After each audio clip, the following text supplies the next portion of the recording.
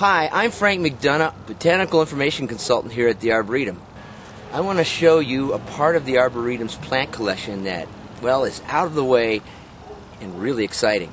This is our Mexican collection. These plants were collected by Arboretum and L.A. County Agricultural Extension staff in northern and central Mexico. The collection is located on the southern part of Talac Knoll. Here's Don Hodel explaining these plants and why they could be great for your landscape. Hi, I'm Don Hodel.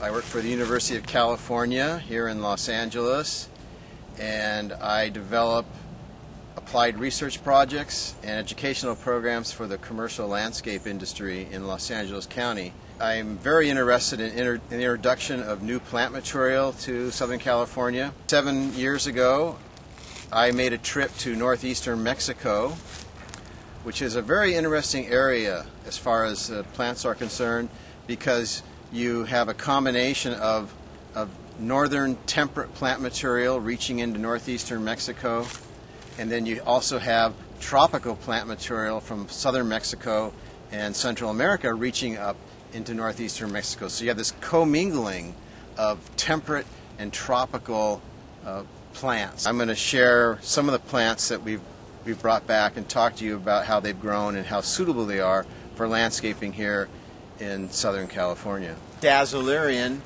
this one again is from northeastern Mexico. The species is Berlandieri, and it has the trade name or market name of blue twister because it has a bluish green color, and then the leaves come out and they kind of twist. Blue twister was a name that the nursery in Texas gave to this because they were the ones that basically introduced it to the trade.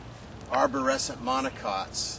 Arborescent means tree-like, and these are woody monocots. Typically when we think of monocots, we think of grasses and orchids and things like that. But for example, the plant right in front of me, which is in the genus Dazzlerion, is a woody arborescent monocot. It'll eventually get a short woody trunk on it. And northeastern Mexico is very rich in Dazzlerion. There's this species right here, which is Dazzlerion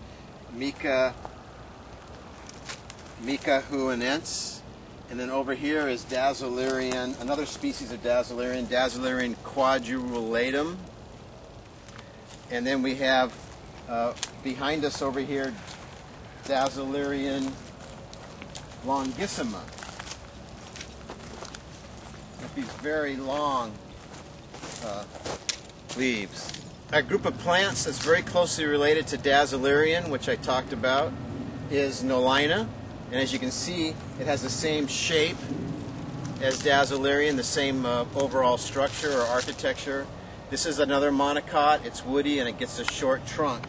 And this one has beautiful gray-green leaves.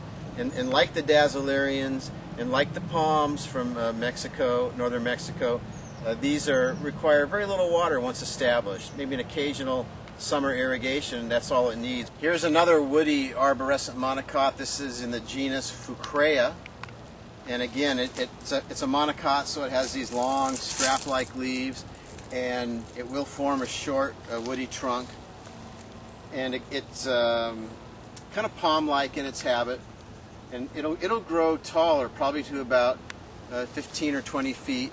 And again, once established, gets by on very little water here in Southern California.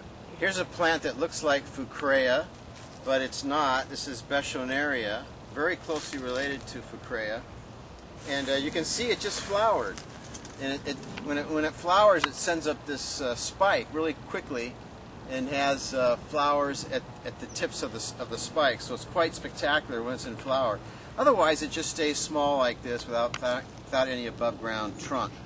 Another group of plants that's my favorite are the palms.